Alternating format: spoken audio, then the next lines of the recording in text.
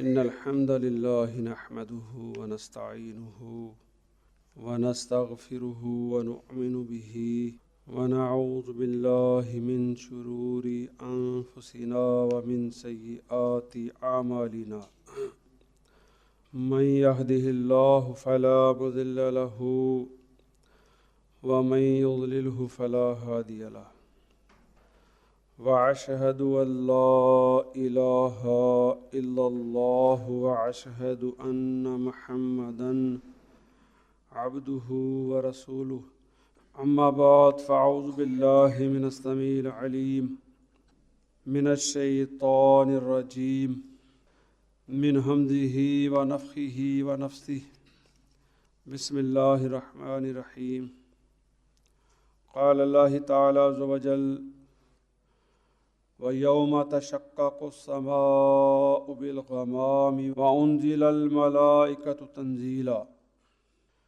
الْمُلْكُ يَوْمَئِذٍ الْحَقُّ لِلرَّحْمَنِ وَكَانَ يَوْمًا عَلَى الْكَافِرِينَ عَسِيرًا وَيَوْمَ يَعَضُّ الظَّالِمُ عَلَى يَدَيْهِ يَقُولُ يَا لَيْتَنِي اتَّخَذْتُ مَعَ الرَّسُولِ سَبِيلًا یا ویلتا لیتنی لم اتخذ فلانا خلیلا۔ معزز سامعین، عزیز دوستو، بھائیو، محترم سننے والو، آپ کے سامنے اللہ تبارک و تعالیٰ کی پاک کتاب، لاریب کتاب، آخری کتاب جو آپ صلی اللہ علیہ وسلم پر، آپ کے قلب اطہر پر نازل کی گئی، لوگوں کی فلاح کے لیے، ہدایت کے لیے اللہ تبارک و تعالیٰ کی طرف سے یہ مہربانی اور یادداشت کا بیان بھیجا گیا اور فرمایا گیا کہ اس پہ غور، تدبر، تفکر کرو، آسان بنایا ہے۔ افلا یتدبرون القرآن ام علی قلوبہم اقفالها، قرآن میں غور کرو، تم اس پہ غور کیوں نہیں کرتے؟ کیا تمہارے دلوں کو تالے لگے ہیں؟ آسان بنایا گیا۔ ان ھذا القرآن یہدی للتی ہی اقوم، کہتے ہوئے کہ یہ قرآن وہ راستہ دکھاتا ہے جو سب سے سیدھا ہے، اور قرآن دین کا راستہ دکھاتا ہے، اسلام کا۔ اسلام کے دو ماخوذ ہیں، اللہ تبارک و تعالیٰ کی کتاب ہے، پیغمبر صلی اللہ علیہ وسلم کا طریقہ ہے، وہی مطلوع ہے اور وہی غیر مطلوع ہے۔ اور یہ کتاب اللہ تبارک و تعالیٰ کی ہمیں وہی مطلوع کی بھی ترغیب دیتی ہے، حکم ہے اللہ تبارک و تعالیٰ کے احکامات ہیں، اور وہی غیر مطلوع کی طرف ہمیں یہ کتاب حکم کرتی ہے۔ فرمایا کہ وما آتاکم الرسول فخذوہ وما نہاکم عنہ فانتہوا، کہ رسول جو تمہیں دے وہ لے لو، اور جس بات سے منع کریں اس سے باز آ جاؤ۔ اور اس حد تک بیان فرمایا کہ وَمَن يُطِعِ الرَّسُولَ فَقَدْ أَطَاعَ اللَّهَ، جس نے رسول صلی اللہ علیہ وسلم کی اطاعت کی، یقیناً اس نے اللہ کی اطاعت کی۔ اور اللہ تبارک و تعالیٰ سے محبت لازم، فرض، پہلی محبت سب سے زیادہ فرمایا جو محبت کرنے والے ہیں، ایمان والے ہیں، الذین آمنوا اشد حبا للہ، وہ اللہ سے محبت کرتے ہیں۔ شدید ترین محبت ان کی اللہ تبارک و تعالیٰ سے ہوتی ہے، ہر ایک سے بڑھ کر، ہر چیز سے بڑھ کر۔ اور پھر اس کے بعد محبت رسول اللہ صلی اللہ علیہ وسلم سے، فرمایا کہ لا یؤمن احدکم حتی اکون احب علیہ من والدیہ وولدہ والناس اجمعین، کہ تم میں سے کوئی اس وقت تک مومن نہیں ہو سکتا ہے جب تک اپنے ماں باپ، اپنی اولاد اور ہر ایک شے سے زیادہ مجھ سے محبت نہ کرے، یعنی رسول اللہ صلی اللہ علیہ وسلم سے۔ تو اب ثابت ہوا کہ اللہ تبارک و تعالیٰ سے محبت لازم ہے، رسول اللہ سے محبت لازم ہے۔ اور محبت اب کیا ہے؟ اللہ سے محبت، اللہ کا حکم ماننا، اللہ تبارک و تعالیٰ کی بات کو ماننا، اللہ تبارک و تعالیٰ کے روکے سے رک جانا، اللہ تبارک و تعالیٰ کے چلائے سے چل پڑنا۔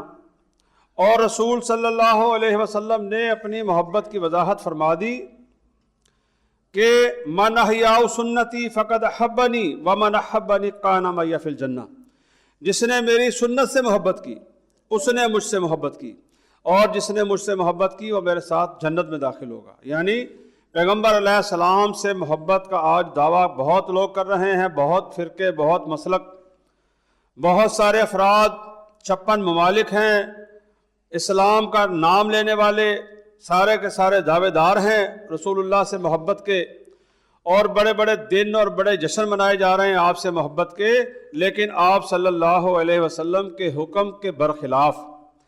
آپ صلی اللہ علیہ وسلم نے جو حکم دیا ہے وہ تو اطاعت ہے، وہ تو سنت پہ عمل پیرا ہو جانا ہے، اور سنت پہ عمل پیرا ہونے کے لیے سب سے پہلے آپ کا وہ اولین حکم اور وہ اولین سنت ہے، وہ اولین اطاعت ہے آپ کی، جو آپ صلی اللہ علیہ وسلم نے کوہ صفا پہ چڑھ کر کرتا ہلا کر یا سباہو کی پکار لگا کر لوگوں کو بلایا، اور بلا کر پھر کہا کہ قولوا لا الہ الا اللہ تفلحوا، کہہ دو کہ اللہ کے علاوہ کوئی الہ نہیں ہے، فلاح پا جاؤ گے، اور پھر ساری زندگی آپ نے اس کے اوپر لگائی۔ یعنی نبوت کے 23 سال آپ نے اسی بات کے اوپر زور دیا۔ یہ ابتدا تھی، 3 سال پوشیدہ دعوت کے بعد، اور پھر وہ آپ کی زندگی کی انتہا تھی جب آپ قریب المرگ ہیں اور چہرے پہ کپڑا ڈالتے ہیں اور اتارتے ہیں اور کہتے ہیں لعنت ہو یہودیوں پر، لعنت ہو عیسائیوں پر، جنہوں نے اپنے انبیاء اولیاء کی قبروں کو سجدہ گاہ بنا لیا ہے۔ یعنی ابتدا بھی آپ صلی اللہ علیہ وسلم نے اللہ تبارک و تعالیٰ کی وحدانیت اور توحید سے کی ہے، اور انتہا بھی آپ کی زندگی کی اسی بات پہ ہو رہی ہے۔ آپ اندازہ لگا لیں کہ کوئی سکھ کا سانس آپ نے نہیں لیا ہے، سارے مصائب اور مسائل گزارتے ہوئے یہی بات آپ صلی اللہ علیہ وسلم بارہا بار دہراتے رہے ہیں۔ آپ صلی اللہ علیہ وسلم پر یہ سورہ نازل ہوئی ہے فرقان، سورۃ الفرقان، جو آپ کے سامنے اس کی کچھ آیات تلاوت کی ہیں، جس کے ابتدا میں فرمایا گیا ہے تبارک الذی، بابرکت ہے وہ ذات، نزل الفرقان، جس نے فرقان نازل کیا، علی عبدہ، اپنے بندے پر۔ ایک ایک بات نصیحت ہے، اسی لیے اس کو تذکرہ کہا گیا ہے۔ یہ کتاب تذکرہ ہے، نصیحت ہے ہمارے لیے۔ اس کے الفاظ جو معنی بھی نہیں جن کے بتلائے گئے، مقطعات، حروف مقطعات معنی نہیں بتلائے گئے، وہ بھی ہمارے لیے نصیحت، کہ کہیں ہم کسی اور پھیر میں نہ پڑ جائیں جیسے پڑ گئے ہیں۔ ان مقطعات کو تعویذ کی شکل دے دیا گیا ہے، اطاعت اس میں بھی نہیں کی گئی آپ صلی اللہ علیہ وسلم کی، اور صرف ان کو پڑھنا ہی ایمان خالص سے 10 نے کیا۔ نبی علیہ السلام نے فرمایا الف کی، 10 لام کی اور 10 میم کی، یعنی یہ باعث برکت ہے ایمان کی وجہ سے۔ تو اللہ تبارک و تعالیٰ اس سورہ کی پہلی آیت جہاں سے اس کا نام علامتی طور پر فرقان رکھا گیا ہے، توریت کو بھی فرقان کہا گیا، انجیل کو بھی فرقان کہا گیا، اور اس کتاب کو بھی فرقان کہا گیا۔ اور فرقان آپ جانتے ہیں فرق کرنے والی، حق اور باطل میں فرق کرتی ہے یہ کتاب، بیماری اور شفا میں فرق کرتی ہے، مصیبت اور آسانی کا فرق، اور اس طرح سے مثالیں دے دے کر اللہ تبارک و تعالیٰ اس فرق کو بیان فرماتے ہیں کہ دھوپ اور چھاؤں میں فرق ہے، برابر نہیں ہے، اور اسی طرح عالم اور جاہل میں فرق ہے، یہ برابر نہیں ہے، زندے اور مردے میں فرق ہے، یہ برابر نہیں ہے، اور آنکھ والے میں اور نابینا میں فرق ہے، چھاؤں دھوپ میں، سارے فرق بیان کیے اس کتاب نے، اور یہ بھی بتا دیا کہ وَإِن تَعُدُّوا نِعْمَتَ اللَّهِ لَا تُحْصُوهَا، اس نے اتنی نعمتیں تم کو عطا فرمائی ہیں کہ تم گن نہیں سکتے ہو۔ تو جو عطا فرمانے والا ہے فَمَن يَخْلُقُ كَمَن لَّا يَخْلُقُ، کیا وہ ایسا ہو سکتا ہے جو پیدا کرے اور جو نہ پیدا کرے، کیا یہ دونوں برابر ہو سکتے ہیں؟ کبھی نہیں ہو سکتے۔ اللہ تبارک و تعالیٰ نے یہی فرق بتانے کے لیے بہت سارے فرق بیان کیے ہیں۔ اصل فرق یہی ہے، خالق اور مخلوق کا فرق۔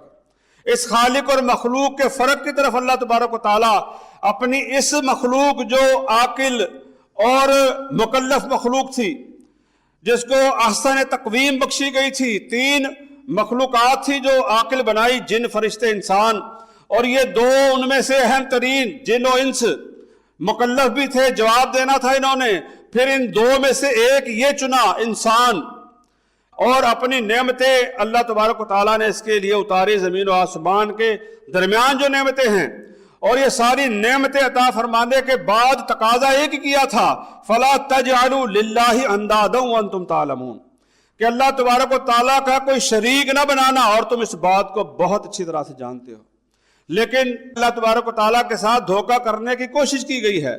اس کا کھانے کے بعد اس کے نمک حلالی نہیں بلکہ دوسری روش اختیار کی گئی ہے۔ اللہ تبارک و تعالیٰ نے پھر دلائل پہ دلائل عطا فرمائے ہیں اس کتاب کے اندر، لیکن بالآخر یہ بتایا کہ تمہیں سمٹ کے ختم ہو کر آنا ہمارے ہی پاس ہے۔ جو آیات آپ کے سامنے تلاوت کی ہیں ان کے اندر ارشاد فرمایا گیا ہے کہ وَيَوْمَ تَشَقَّقُ السَّمَاءُ بِالْغَمَامِ وَنُزِّلَ الْمَلَائِكَةُ تنزیلا، کہ جس دن آسمان کو بدلی کے ذریعے سے پھاڑ دیا جائے گا۔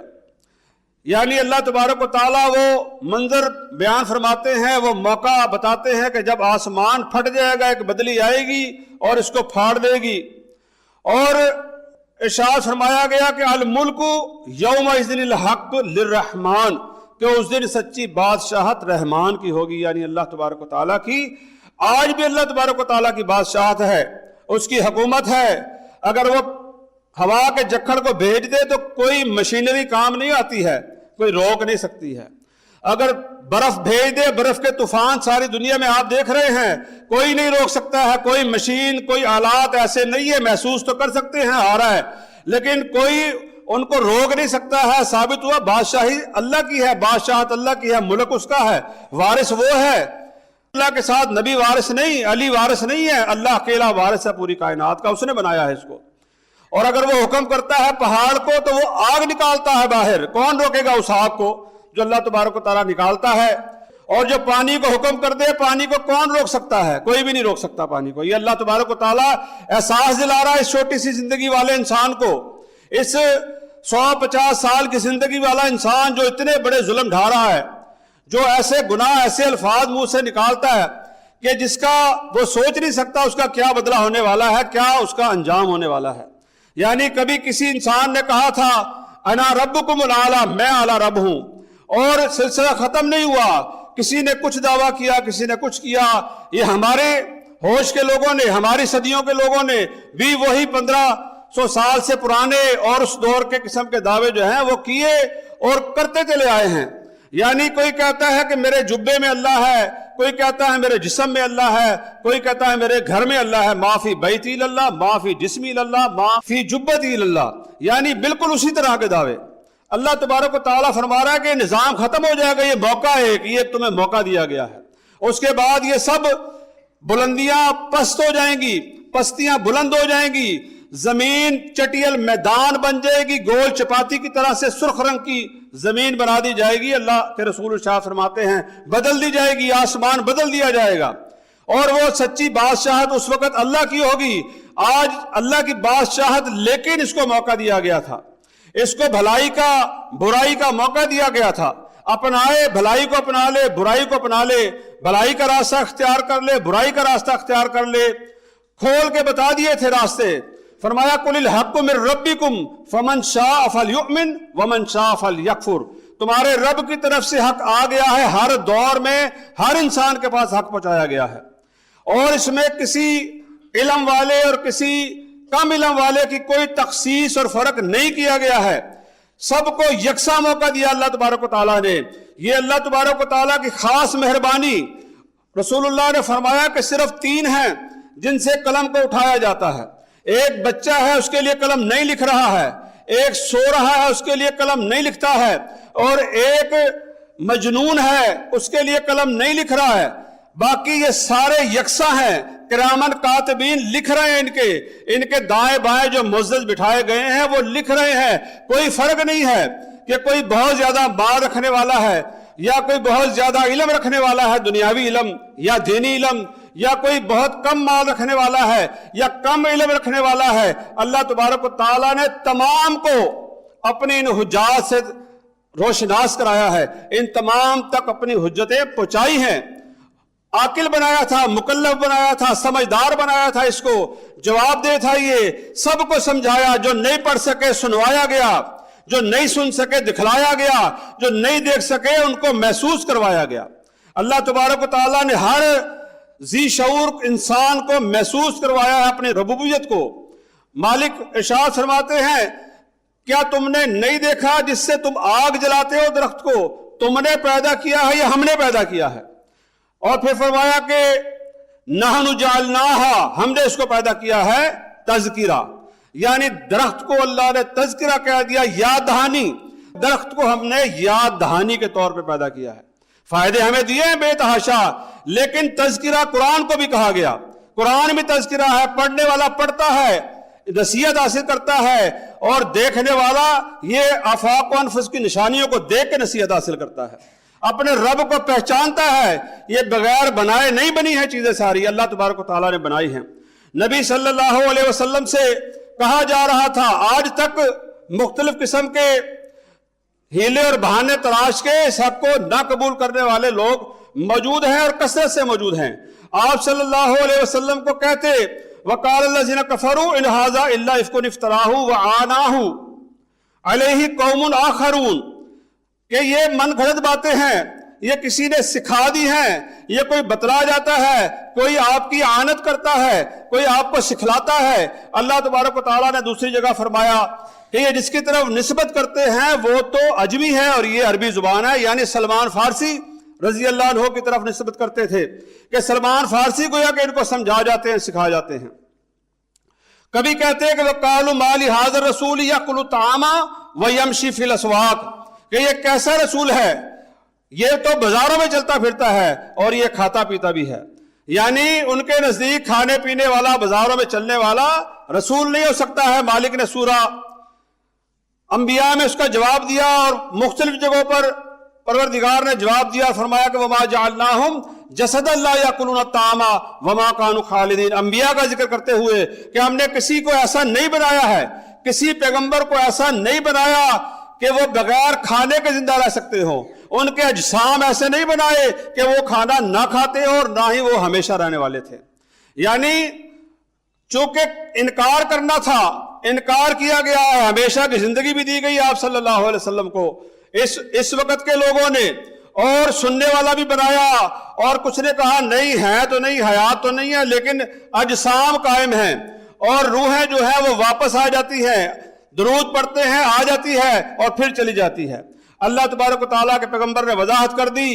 اس بات کی بھی قرآن میں وضاحت ہو گئی، سورہ کاف میں وضاحت کر دی گئی کہ ان کے جسموں کو مٹی کھا کھا کر جو کم کرتی ہے ہمارے علم میں ہے. احادیث میں فرما دیا گیا کہ کلو ابن آدم یاکل التراب، آدم کے جسموں کو مٹی کھا جاتی ہے، مٹی سے بنائے گئے تھے. وَلَقَدْ خَلَقْنَا الْإِنسَانَ مِنْ صَلْصَالٍ مِنْ حَمَامٍ مَسْنُونٍ، کہ ہم نے انسانوں کو پیدا کیا کھنکتے سڑے ہوئے گارے سے، مٹی سے. اس مٹی سے احساس دلا دیا کہ بدبودار سڑی ہوئی مٹی تھی، وہ اس وقت سڑے ہوئے گارے سے پیدا کیا. احساس دلایا انسان کو، حیثیت اس کی یاد دلائی. اور اسی طرح جنوں کی بھی، فرشتوں کی بھی مادہ تخلیق کا ذکر کیا اللہ تبارک و تعالیٰ نے. فرشتوں کا احادیث میں اور جن و انس کا قرآن کے اندر ذکر کر دیا گیا. تو یوں انکار اب کرتے کہ یہ تو ہماری طرح کے بشر اور کھاتے پیتے ہیں. فرمایا کہ اگر زمین پر فرشتے چلتے پھرتے تو ہم فرشتے کو رسول بنا کے بھیجتے. تمہارے اندر تمہاری طرح کے تمہیں میں سے اٹھایا ہے اور پیغمبر بنایا ہے، اب تم ان کی بات کو مانو. مختلف قسم کے اعتراضات جو ہے ان کے سامنے آتے رہے، لیکن مالک فرماتے ہیں کہ اس دن پھر یہ سارے اعتراضات جو ہے یہ ختم کر دیے جائیں گے. اور ایک تقاضا یہ تھا کہ ہم پر فرشتے اتارے جاتے، ہم خود اپنی آنکھوں سے فرشتوں کو دیکھ لیتے، ہم دیکھتے فرشتے آپ پہ اترتے. اللہ تبارک و تعالیٰ فرماتے ہیں کہ فرشتے اتارے جائیں گے، لیکن وہ فرشتے انذار و تبشیر والے نہ ہوں گے، تم پہ ہی اتارے جائیں گے. وہ فرشتے نہ ہوں گے کہ جو تمہیں خوشخبری دیں یا اب تم تک خوشخبری پہنچے یا پھر تم کو ڈرائیں یا تم تک یہ ڈراوا اب پہنچے. نہیں، فرمایا کہ لا بشرا، جب فرشتے اتارے جائیں گے، لا بشرا یومئذ للمجرمین، مجرمین کے لیے پریشان کن دن ہوگا جس دن فرشتے اتارے جائیں گے. اور فرمایا کہ وَيَقُولُونَ حِجْرًا مَحْجُورًا، کہیں گے کاش یہ روک لیے جاتے. تو پروردگار اب یہ نقشہ کھینچتے ہوئے کہ اب جب اتارے جائیں گے یہ فرشتے اور پھر وہ آ کے تمہارے پاس حاضر ہوں گے اور کہیں گے نکالو اپنی جانیں. اور پھر اللہ تبارک و تعالیٰ ان آیات میں جو یہ تسلسل کے ساتھ آپ کے سامنے پڑھی ہیں، 4 آیات بیان فرماتے ہیں کہ پھر وہ پچھتاوے کا دن ہوگا. جس طرح سورہ تغابن میں فرمایا گیا، تغابن کا مطلب یہ ہے کہ پچھتانے والا خسارے کا دن وہ قائم ہو چکا ہوگا، اور پھر اس دن احساس کریں گے اس وقت کا جو دنیا کے اندر چھوڑ آئے تھے، جو گواہ آئے تھے. فرمایا کہ وَيَوْمَ يَعْضُ الظَّالِمُ عَلَى يَدَيْهِ، ظالم جو ہے اپنے ہاتھ چبا ڈالے گا. ظالم کی تشریح نبی علیہ السلام نے کر دی جب وہ آیت نازل ہوئی کہ جس نے اپنے ایمان کو ظلم سے بچایا اس کے لیے امن ہے. تو نبی علیہ السلام نے تشریح کر دی سورہ لقمان کے حوالے سے. جب صحابہ نے کہا ظلم زیادتی تو ہو جاتی ہے، تو کیا ہمارا ایمان نہ مکمل ہے؟ تو ارشاد فرمایا کہ اس ظلم سے مراد وہ ہے جو لقمان علیہ السلام نے کہا تھا، ان الشرک لظلم عظیم. تو یہ وہ ظلم فرمایا کہ اس دن ظالم اپنے ہاتھ چبائے گا، اپنے ہاتھ پچھتاوے کے مارے چبا ڈالے گا، اور کہے گا یقول یا لیتنی اتخذت مع الرسول سبیلا، کاش میں نے رسول کا راستہ اختیار کیا ہوتا. یہ 50-100 سال ملے تھے، پورا شعور ملا تھا، پورے دلائل ملے تھے کہ رسول کا راستہ اختیار کرو، رسول جو دیں وہ لے لو، جس سے منع کرے اس سے باز آ جاؤ، ورنہ یہ گزر تو رہا ہے، یہ گزر جائے گا وقت، اور پھر پچھتاؤ گے اور واپس نہیں آؤ گے. پھر کہو گے قال ربی ارجعون، اے اللہ ہماری روحوں کو لوٹا دے، لعلی اعمل صالح، تاکہ ہم عمل صالح کریں. فیما ترکتو، جس کو ہم دنیا کے اندر چھوڑ آئے تھے. فرمایا کلا، ہرگز نہیں، یہ نہیں ہوگا. اب یہ سارے احساس دلا دیے گئے تھے، سارا کچھ بتلا دیا گیا تھا، اور فرمایا کہ اس دن پچھتائے گا انسان، اور اپنے ہاتھ چبائے گا پچھتاوے کی وجہ سے، اور کہے گا کہ کاش میں نے رسول کا راستہ اختیار کیا ہوتا، اور کاش میں نے یا ویلتا لیتنی لم اتخذ فلان خلیلا، کاش میں نے فلاں کو خلیل نہ بنایا ہوتا. یہ بھی ایک مقابلہ رہا ہے شروع سے. شیطان خلیل رہا ہے لوگوں کا، اور شیطان کے پیروکار اور اس کے چیلے اور اس کی اولاد ورگلاتی رہی ہے، اور انسانوں کو اس نے آگے لگایا ہے ہم انسانوں کو ورگلانے کے لیے، اور رہبر و رہنما پکڑ لیے. اور مزید رسول اللہ قائد اعظم تھے، قائد اعلیٰ تھے ہمارے، کر کے دکھایا، نازل ہوا، بیان کر دیا، کوئی کم و کاست اور تبدیلی نہیں کی رسول اللہ صلی اللہ علیہ وسلم نے. جو اللہ نے نازل کیا جو کا تو بیان کر دیا تھا. فرما دیا گیا تھا کہ یا ایھا الرسول، اے رسول، بلغ ما انزل الیک من ربک، پہنچا دو جو تم کو تمہارے رب کی طرف سے نازل کیا گیا ہے. وَإِن لَّمْ تَفْعَلْ، اگر تم نے ایسا نہ کیا، فَمَا بَلَّغْتَ رِسَالَتَهُ، تو تم نے رسالت کا حق ادا نہ کیا. رسول اللہ صلی اللہ علیہ وسلم رسالت کا حق ادا کر کے گئے ہیں. حجت الوداع کے موقع پر کہا تھا کہ کیا میں نے جو نازل ہوا ہے تم تک وہ پہنچا دیا ہے، اور سب نے گواہی دی ہے، اور آپ نے کہا کہ تم گواہ رہنا جو مجھ پر نازل ہوا ہے میں نے تم تک پہنچا دیا ہے. لیکن اس پہ اکتفا نہ کیا گیا، محبت کا دعویٰ کیا، لیکن رسول کی بات پہ اکتفا نہ کیا گیا، اور سہارے تلاش لیے، اور جھوٹے سہارے دیکھ لیے، رہبر و رہنما تلاش لیے، اور پھر جس نے جدھر لگایا ادھر چل پڑے. جس نے جو نعرہ لگوایا لوگوں کی اکثریت نے اس کو اختیار کر لیا، اس کو اپنا لیا، ایمان برباد کر دیا، اور تفکر تدبر اختیار نہ کیا، قرآن کی طرف رجوع نہ کیا، بہکا دیا، بہک گئے، چلا دیا، چل پڑے، جدھر چلا دیا چل پڑے. اللہ تبارک و تعالیٰ کہ پیغمبر کی وہ تعلیمات جو آپ جگہ جگہ قدم قدم پر بیان کر کے گئے تھے، حق اللہ علی عبادہ یعبدوہ ولا یشرک بہ شیئا، کہ اللہ کا اپنے بندوں پر یہ حق ہے کہ وہ اللہ کی عبادت کریں، اس کے ساتھ کسی کو شریک نہ ٹھہرائیں. فرمایا کہ من مات یشرک باللہ شیئا دخل النار، جس نے شرک کی اللہ تبارک و تعالیٰ کے ساتھ، دو ٹوک حکم دیا تھا، وہ نار میں جائے گا، یہ حتمی فیصلہ ہے، اس کا ٹھکانہ جہنم ہے. اور فرمایا من مات لا یشرک باللہ شیئا دخل الجنہ، جس نے شرک نہیں کیا اللہ تبارک و تعالیٰ کے ساتھ وہ جنت میں جائے گا. یہ عظیم ترین گناہ جو ہے اس کو پر اس قدر زیادہ زور دیا گیا. پوچھا گیا آپ صلی اللہ علیہ وسلم سے یا رسول اللہ ایو ذنب اکبر عند اللہ، اللہ کے رسول بتائیے سب سے بڑا ذنب کون سا ہے، سب سے بڑا گناہ کون سا؟ آپ نے فرمایا ان تجعلوا للہ ندا وہو خلق، کہ تو اللہ کا ساجی اور شریک بنائے حالانکہ اس نے تجھ کو پیدا کیا ہے. اپنی تخلیق کی طرف دیکھ، اور پیدا کرتا چلا جا رہا ہے. فرمایا کہ وہ پروردگار سب سے زیادہ صبر کرنے والا ہے. اللہ کے رسول ارشاد فرماتے ہیں کہ وہ لوگوں کو رزق بھی دیتا ہے اور بچے بھی دیتا ہے، اور لوگ جو ہے اس کے بیٹے اور بیٹیاں بناتے ہیں.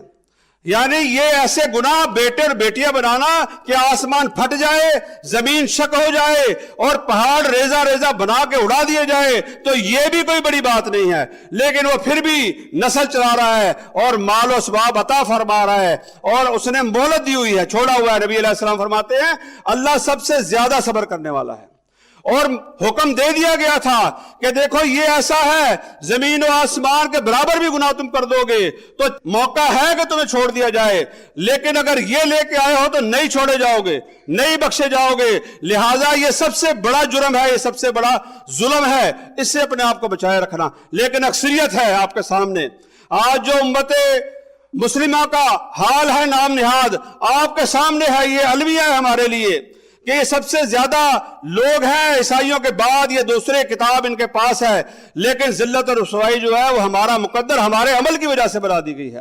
اللہ تبارک و تعالیٰ اپنی کتاب کے اندر بارہا بار اس بات کا احساس دلا رہے ہیں کہ پچھتاوے کا دن آنے والا ہے، سر پہ کھڑا ہوا ہے، پچھتاوے کا دن سر پہ کھڑا ہوا ہے، پچھتاوا ہی پچھتاوا ہے جو دنیا کے اندر کر کے آئے تھے۔